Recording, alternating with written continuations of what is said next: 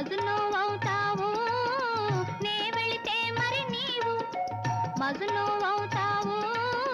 మజును నేనైతే ఓ లైలా లోకమే చీకటైపోవునే.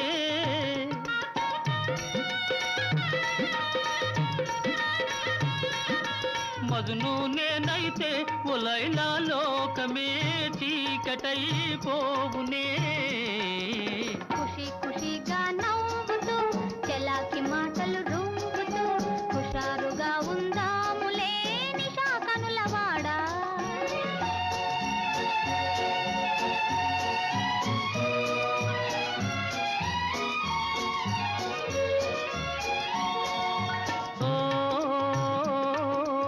ఆకాశంలో ఇంద్రధనసుపై ఆడుకొందమానేడే. నీలి నీలి